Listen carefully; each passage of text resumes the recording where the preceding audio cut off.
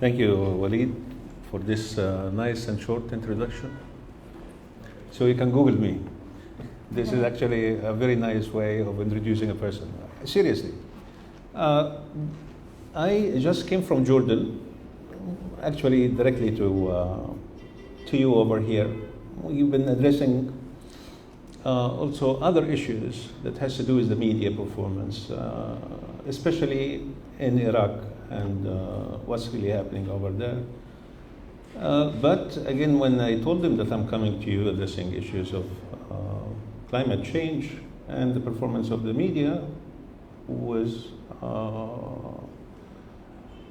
actually a lot of enthusiasm. They thought this is not as significant a really coverage, big, huge media events that are happening everywhere, especially in Syria, Iraq, Libya, and Yemen. But Jordan is a very interesting country. They have incredible tolerance because they have a lot of refugees, more than 1 million, I believe. And this in itself sending a very wonderful message, because we need to feel about the refugees, and the Jordanian people have been very kind of hosting the refugees and providing for them. Back to the point about climate change that should be of interest to us because it's going to affect a lot of people in the world. But before I start, I would like very much to thank the Swedish Institute for inviting me to be with us. In fairness, I must admit that I thought that I'm going to speak to an older group of people. So I said they are very young. They are very young. So that's why I'm not going to read you my thoughts that has to do with a lot of conceptual, very boring studies. But I'm going to just give you some reflections on the performance of the media with regard to climate change. We must recognize that without the media coverage, there was no public opinion developed with regard to climate change. So anybody saying, well, it's not really done in a way that really affecting all the people, all the segments of the population. Yet we have to, most of the educated, literate people, they know about climate change, but they are not really thinking of it as the major issue that is affecting their lives, unless their lives are affected. And we know about, this as young experts, because we have interest of knowing about it. But those who do not have interest of knowing about it, it becomes, irrelevant. It's in the back of their minds. They don't want to think about it because, we're saying, we're talking about issues that are not really important to them as other issues that is important, especially that affecting their daily lives. But let us think about, if this is right, is, for example, what happened in Syria is not or was not a result of climate change? Yes, no, I don't know, no answer, I don't care. Yes? There is some studies done about this, and there is a study by Dr. Rami at the American University of Beirut that shows that food security is the main cause of the war in... Absolutely. So food. Okay. So actually food was the cause, right? But it's not Rami alone. Rami, there are a bunch of experts that really studied the drought. The drought that lasted for 5 years before what happened in Syria and caused the food shortage over there, resulting in, of course, people getting very much, and acting on it. So what happened in Syria is in indirect. I'm saying direct because I don't know other reasons. So to be safe, as professor saying, well, there is part that is automatically belong to climate change of what happened in Syria, of course. So interesting. What happened in other places, like in the Sudan, for example. In Darfur, what happened in the Sudan, in Darfur, it's another drought, okay? And that, started to ignite some rights. There was a political unrest, government must intervene, so there was what happened between the Sudanese government and Darfur. We know about this as well. What happened in, we have here something called the black cloud. Do you know what's the black cloud? المصريين طبعا عارفين what's the black cloud. ها؟ جابت لنا كلنا حساسية في صدرنا دي. The black cloud. We call it السحابة السوداء. So السحابة السوداء is a result of also a season change and agriculture methods that are not really, is not directly defined as climate change, but is a result of ill practice that is really causing problems. So the media, what the media is doing as a powerful tool to be able to change the situation, bring these issues into us as a priority issues so that we can act on it. So people are talking the mass media, Dr. Amin. There is nothing called mass media. في حاجة اسمها mass media دلوقتي. It's becoming, this concept is becoming irrelevant. There is nothing is mass media. وسائل اتصال جماهيرية من زمان. It became passé. It's in the past. What we have now is fragmented audience that we can deal with and influence. And if we are successful, to convert them to work as our agents of change, agents to bring this issue as issues of priorities to the public. So in this sense, most of the people, especially young people of your age are really witnessing something very new and different. Why? Because the introduction and impact of social media is very recent. It's very recent. So you are actually the experts. I'm not an expert in this sense. You are the expert in social media, and social media is going to grow and take bigger part of the media scene. So, and what is social media is really doing to the public is social media is influencing the public, since most of the people are taking it as a source of news. Although we disagree about the credibility of the source, regardless, people are taking it, and you are really consuming your news from social media. And this is not my words. This is these are research been done in the past, say, 2-3 years. And the problem is we need to find a source of credible source so that we can counter the impact of the uncredible sources of information that are really feeding and really influencing negatively the scene of social media. Social media could be very powerful because it's immediate, it is global, and it is interactive and has great appeals, incredible appeals for you. How many hours do you spend on social media every day? Facebook, Twitter, Instagram? A lot?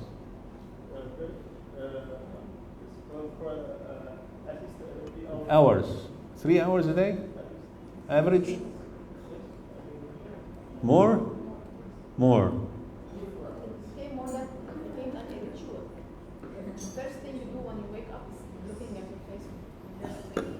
So it became like an addiction. You're addicted to social media now. People saying, I'm not going to be on Facebook, and after 2 days say, oh, guys, I'm back. I'm really sorry. I right? So, right? So social media there is some sort of addiction, of course, and there is a lot of people are really suffering because they spend more than 7 hours a day on social media, which is for us, we don't take it as a completely negative thing. We need actually to look, and there are providing models for education, how to use social media for education, for programs, for learning purposes, and working on it, coming with some models soon that we implemented here in the country. But since we are all users of social media, and we know that social media is of great appeal, it has to do with networking with your friends. So as a group, it's very influencing. And as a media, the platform itself is immediate and interactive. What else we want?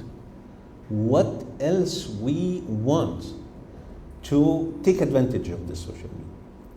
So the journalists are saying, there are no opportunities to work in Al-Ahram, Al-Akhbar, and still dreams about really old models. I don't understand it. Why people would like to join the old models while the new models are there in their hands? If I want to subscribe and act as a journalist or work as a journalist for any newspaper in the world right now, I can work with my articles and send it. Nobody's going to stop me, right? So if you are, for example, to charge $20 per article, and you want to send this article, maybe 10 articles a week, so you're going to make a fortune by the end of the month, right? But do you do it? Have you ever surveyed the opportunities there? Huh? So if you really, as Waleed was saying to us, that we would like very much to make this group sustainable, and we need to look for opportunities together in the future, we need to survey all kinds of opportunities with regard to media outlets with particular reference to climate change and the environment, and we seek their approval of our articles, and we ask them to provide us with any opening so that we can take advantage of it. This is one aspect. I'm telling you, there is incredible opportunities. We are all being pushed to enter what is defined as information society. A little bit after information society, we're getting into the knowledge age. I'm organizing another big event in Kuwait. It's called GIF, Global Informatics Forum. So in Jordan, we just finished the creation of the هيئة العربية للبث الفضائي والمحتوى الرقمي, and it's all for the young people in Jordan. In Kuwait, we have GIF. So because we know it was incredible opportunities. Everybody is doing, but the people of your age especially, they understand about the opportunities, creating apps. Because all of these apps, millions of apps, what I'm going to do, it's just the base to enter the information society, and then we can live together in the knowledge age. This is wonderful. This is incredible, for me, because I'm just trying to take part of it. As in my age, we created something called the Smart Village. 1988, we had a meeting in Cairo, Marriott, and we had something called the Pyramids Technology Valley that was converted later on to Smart Village. In 1988, summer 1988, I was in Barcelona doing presentation on the Nile Sand, and I called it the Nile Sand. In April 28, 1998, 10 years after, we had the Nile Sand 101. Okay? So you need to cash out on your thoughts. Don't keep it inside. If you have ideas, don't have these ideas. And people over here, they keep the dream and they sleep on it. Don't sleep on it. Try to discuss it with other friends and try to put it on paper. Put your dream on paper. Okay?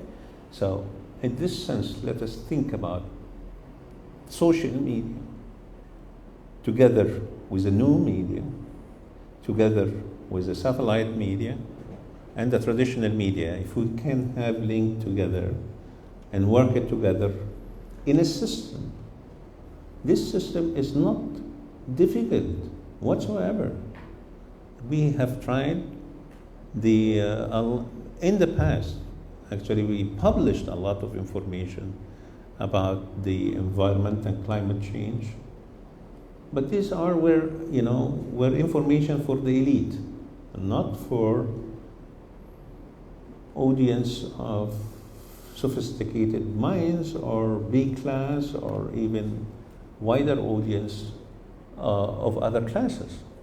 So right now, information is not going to be for the elite only. It's top down. It's going to be generated from people, young people like you, and for the entire population. Generating information and guaranteeing that this flow of information is open, without censorship, available to the public, accessible, with ease of delivery, ease of consumption, automatically will generate other content. Why? Because you're going to consume it and going to reflect your ideas, because we said that the platform is interactive.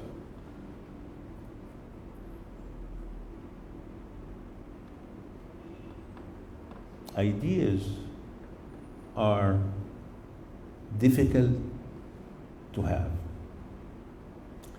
but believe me, we can have ideas all the time if we think.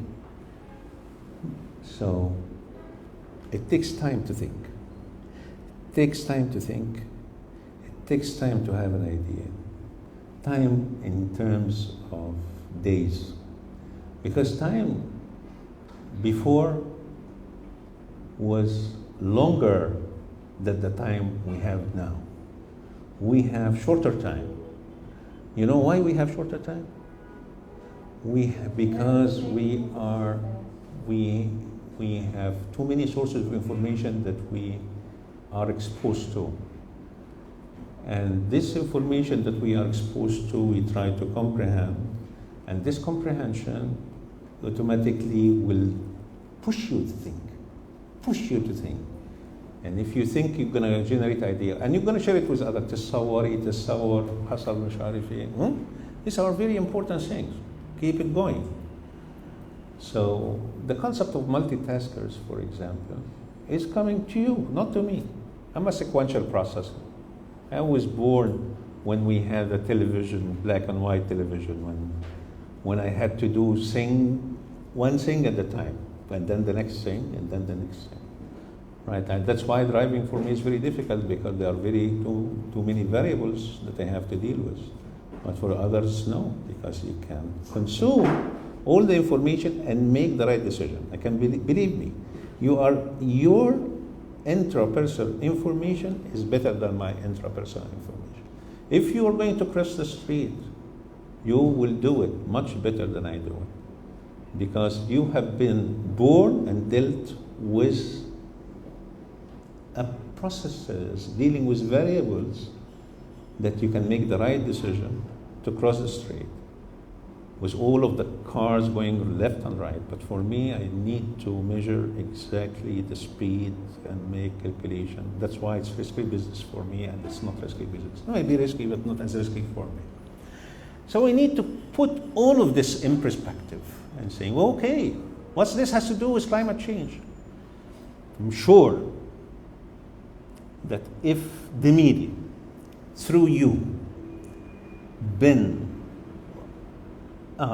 acted as a present agent, not only to create but to enhance the public opinion with regard to climate change, so that every person in this country and in other countries, they know that their lives are going to be affected with the climate change. Doing this alone is perfect for representative from the young generation like you to say we had an impact on the media to make sure that our population is educated with regard to climate change, and we have made a change. And this is what is really required from you and must do. Thank you very much.